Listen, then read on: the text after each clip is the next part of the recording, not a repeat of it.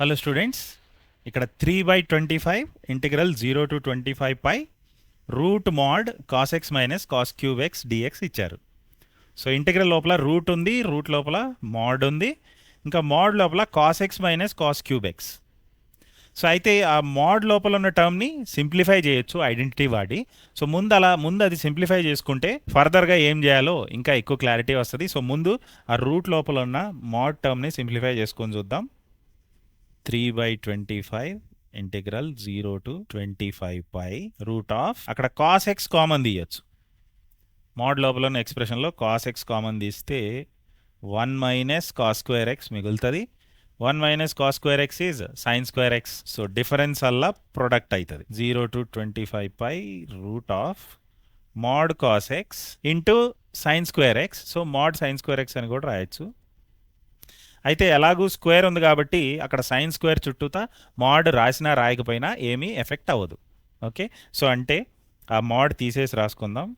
Sign square x ఎలాగూ positive కాబట్టి root mod cos X into యాక్చువల్గా రూట్ని బ్రేక్ చేసి రూట్ సైన్ స్క్వేర్ ఎక్స్ రాయొచ్చు డిఎక్స్.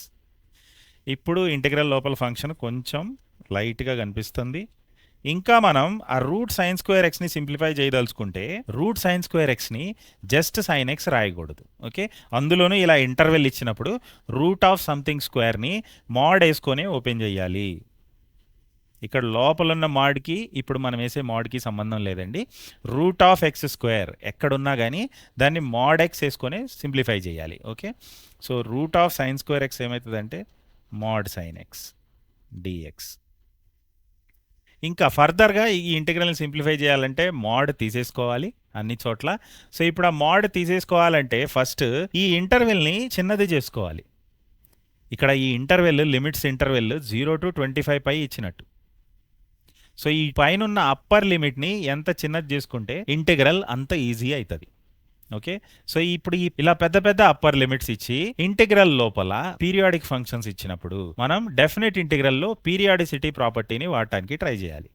అప్పుడే ఇంటిగ్రల్ రెడ్యూస్ అవుతుంది. సో ఏంటంటే ఆ property integral 0 to nt f of x dx is equal to ఆ పైన ఉన్న ఎన్ని ముందుకు తేవచ్చు n times 0 to t f of x dx.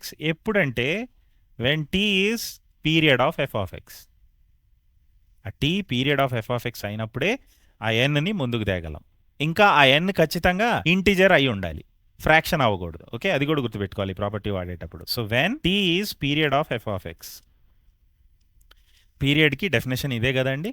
So F of X plus t f of x అయితే ఆ టీని మనం పీరియడ్ అంటాం. And t should be the least possible positive value. Okay, అప్పుడే అది పీరియడ్ అవుతుంది. సో ఇక్కడ ఇంటిగ్రల్ లోపల ఉన్న ఫంక్షన్ యొక్క పీరియడ్ కనుక్కొని స్టార్ట్ చేయాలి. సో ఎలాగూ కాస్ సైన్లు ఉన్నాయి కాబట్టి పీరియడ్ 2π అవ్వచ్చు, కానీ కాస్ సైన్లే డైరెక్ట్గా లేవు, రూట్లు ఉన్నాయి, మాడ్లు ఉన్నాయి. సో పీరియడ్ ఇంకా తక్కువ అవ్వచ్చు. So next standard angle lowest value పైతో స్టార్ట్ చేసుకోవాలి. సో ఇప్పుడు దీన్ని ఎఫ్ ఆఫ్ ఎక్స్ అనుకొని ఈ ఫంక్షన్ని F of X plus pi check చేద్దాం. ఒకవేళ అది ఎఫ్ ఆఫ్ ఎక్స్ వస్తే next F of X plus pi by 2 check చేస్తే అప్పుడు మనకు తెలుస్తుంది పీరియడ్ ఏమవుతుందో. Okay, so F of X plus pi అంటే root of mod cos X plus pi into mod sine X plus pi. Cos X plus pi minus cos X, sine X plus pi కూడా minus cos ఎక్సే. So ఇది next స్టెప్లో simplify ఏమవుతుందంటే mod of minus cos X under root into mod of minus sine X. అయితే ఆ mods ఉండటం వల్ల లోపల బయట మైనస్ని తీసేసుకోవచ్చు. మైనస్ ఉన్నా కానీ లేకున్నా కానీ సేమ్ వాల్యూ వస్తుంది కాబట్టి మాడ్ ఉండటం వల్ల మైనస్ని తీసేసి రాసుకోవచ్చు. అంటే మనకి f of X plus pi same వచ్చింది, ఎఫ్ ఆఫ్ ఎక్సే వచ్చింది. That means pi can be the period of that function inside the integral. అయితే పై వర్కౌట్ అయింది కదా అని పై బై 2 పెట్టుకొని చూస్తే మనకి అక్కడ ఫంక్షన్ మారిపోతుంది. ఈసారి లోపల సైన్ వస్తుంది, బయట కాస్ వస్తుంది, అందుకని period will become just pi. So ఈ పీరియడ్ ఎందుకు కనుక్కున్నామంటే ఇక్కడున్న ఈ అప్పర్ లిమిట్ని ఎన్టీ లాగా రాయటానికి. సో ఇప్పుడు మనకి టీ ఏమొచ్చిందంటే period of the function inside the integral pi అని వచ్చింది. సో ఇప్పుడు దీన్ని ఎన్టీ లాగా చూడాలి, ఈ అప్పర్ లిమిట్ని ఎన్టీ లాగా చూడాలి. So n should be 25. So ఆ ఇంటిగ్రల్ ఇప్పుడు 3/25 ఇంటిగ్రల్ 0 to 25 టైమ్స్ పీరియడ్ అదే పీరియడ్ π/2 వచ్చిండుంటే మనం ఈ అప్పర్ లిమిట్ని మార్చి రాసేవాళ్ళం 50 టైమ్స్ π/2 అని. సో దట్ ఆ ముందున్న ఫ్యాక్టర్ని కిందకి తీసుకెళ్ళటానికి. ఓకే, లోపల root mod cos x mod sine X dx ఇదే ఇచ్చిన ఇంటిగ్రల్. ఓకే, సో ఇప్పుడు ప్రాపర్టీ వాడి ఈ 25ని కిందకి తేవచ్చు మనం. సో 3/25 ముందే ఉంది into 25 0 to just π 0 to t root mod cos X into mod sine X. So ఇప్పుడు ఇంటర్వెల్ చిన్నది చేసుకున్నాం కాబట్టి ఈ మోడ్ తీసేయడానికి ట్రై చేయాలి. 2 మోడ్లు తీసేయడానికి ట్రై చేయాలి. అయితే బయట మోడ్ సింపుల్గా పోతుంది. ఎందుకంటే 0 టు πలో మనకేం తెలుసు అంటే 0 టు πలో సైన్ ఎక్స్ ఇలా ఉంటుంది. 0 టు πలో సైన్ ఎక్స్ ఎప్పుడు పాజిటివ్. సో లోపల ఉన్నది ఈ ఇచ్చిన ఇంటర్వెల్లో ఎప్పుడు పాజిటివ్ కాబట్టి మోడ్ని డైరెక్ట్గా తీసేయచ్చు. ఓకే, సో ఇప్పుడు ఇంటిగ్రల్ ఇక్కడ 25 క్యాన్సిల్ అవుతుంది. 3 times integral 0 to π root cos positive కాదండి, సో మోడ్ ఉంచాలి. మోడ్ కాస్ ఎక్స్ సైన్ మాత్రం ఎప్పుడు positive, so just sine X dx అవుతుంది. ఇప్పుడు ఫర్దర్గా బయట సైన్ ఎక్స్ డిఎక్స్ ఉంది కాబట్టి ఇప్పుడు కాస్ ఎక్స్ని టీ పెట్టుకుందాం. ఎందుకంటే బయట సైన్ ఎక్స్ డిఎక్స్ ఉంది కదా. So put T equal to cos X. Dt ఏమవుతుందంటే minus sine X dx. So sine X dx ఎలాగో ఉంది కాబట్టి దీన్ని మనం మైనస్ డిటీ రాయొచ్చు.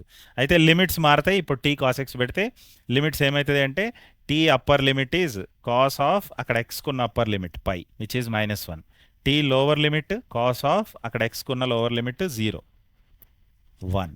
సో ఇంటిగ్రల్ ఏమైందంటే 3 times integral lower limit -1 upper limit lower limit +1 upper limit -1 root of mod cos X. Cos ఎక్స్ని T అనుకున్నాం. So mod T sine X dx ఏమో మైనస్ డిటీ అవుతుంది ఇక్కడ నుంచి. ఓకే, సో ఇప్పుడు ఈ ఇంటిగ్రల్ ఇక్కడ ఈ మైనస్ ఉంది. అయితే ఈ మైనస్ని మనం ఇక్కడ లిమిట్స్ ఆర్డర్లో అడ్జస్ట్ చేయొచ్చు. యూజువల్గా లోవర్ లిమిట్ చిన్నదవ్వాలి కాబట్టి ఇక్కడ ఉన్న ఈ లిమిట్స్ని ఇంటర్చేంజ్ చేసి ఆ మైనస్ని తీసేయచ్చు మనం. ఓకే, ప్రాపర్టీ వాడి -1ని కింద +1ని పైన వేసుకుంటే ఈ మైనస్ పోతుంది. So root mod t dt. ఇప్పుడు ఇక్కడ సిమెట్రిక్ లిమిట్స్ ఉన్నాయి కాబట్టి -1 1 ఆడ్ ఈవెన్ ప్రాపర్టీ వాడితే దీన్ని ఎలా రాయొచ్చు అంటే 3 × 2 times integral 0 to 1 root mod t dt. ఎలా వచ్చిందంటే ఇది 2 టైమ్స్ 0 టు 1 ఎలా వచ్చిందంటే ఇక్కడ ఇంటిగ్రల్ లోపల మనకి ఇప్పుడు ఈవెన్ ఫంక్షన్ ఉంది. రూట్ ఆఫ్ మోడ్ టీ ఇది ఒక ఈవెన్ ఫంక్షన్. టీ ప్లేస్లో -t పెట్టినా కానీ సేమ్ ఫంక్షన్ వస్తుంది మోడ్ ఉండటం వల్ల. ఈవెన్ ఫంక్షన్ ఉన్నప్పుడు లోపల ఈ లిమిట్స్ని ఇలా చేయొచ్చు మనం. ఒక 2ని ముందుకు తీసుకొచ్చి 0 to only a f of x dx. So అలా వచ్చింది ఇది. సో ఇప్పుడు ఎందుకు ఇలా చేసామంటే ఎందుకు ఇలా ట్రాన్స్ఫార్మ్ చేసుకోవాల్సి వచ్చిందంటే ఇప్పుడు ఈ మోడ్ని తీసేయచ్చు మనం. ఇంటర్వెల్ 0 టు 1 0 టు 1లో అన్ని పాజిటివ్ వాల్యూసే ఉంటాయి కాబట్టి ఈ మోడ్ టీ అయిపోతుంది. అదే ఇందాకైతే -1 టు 1లో నెగిటివ్ వాల్యూస్ కూడా ఉంటాయి. అప్పుడు మోడ్ని తీసేయటానికి మైనస్ వేసుకోవాలి ముందు.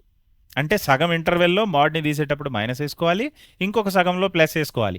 అలా చేయాల్సి వస్తే 2 టర్మ్స్గా స్ప్లిట్ చేసి చేయాలి ఇంటిగ్రల్ని. సో అదంతా అవాయిడ్ చేయడానికి ఆడ్ ఈవెన్ ఫంక్షన్ ప్రాపర్టీ వాడి ముందు 2 తెచ్చుకొని ఇప్పుడు 0 టు 1 కాబట్టి ఆ మోడ్ తీసేసి రాయొచ్చు నేను. Mod t same as t because the interval has only positive values. అయితే ముందు 3 × 2 6 కూడా ఉంది. So root t dt standard integral t power 1/2 + 1 3/2 / 3/2 బయట ఒక 6 ఉంది. ఇప్పుడు ఇందులో లిమిట్స్ 0 టు 1 పెట్టాలి. సో 1 సబ్స్టిట్యూట్ చేస్తే 6 × 2/3 కింద ఉన్న 3/2 1 సబ్స్టిట్యూట్ చేస్తే 1/3/2 - 0/3/2. So 3 2s are 2 2s are 4 × 1 4. So answer ఇక్కడ 4 అవుతుంది. మెయిన్గా మనం ఈ పీరియాడిసిటీ ప్రాపర్టీ వాడాం. ఇంకా తర్వాత ఎయిదర్ స్ప్లిట్ చేసుకోవాల్సి వచ్చేది లేదా ఆడ్ ఈవెన్ ప్రాపర్టీ. ఓకే,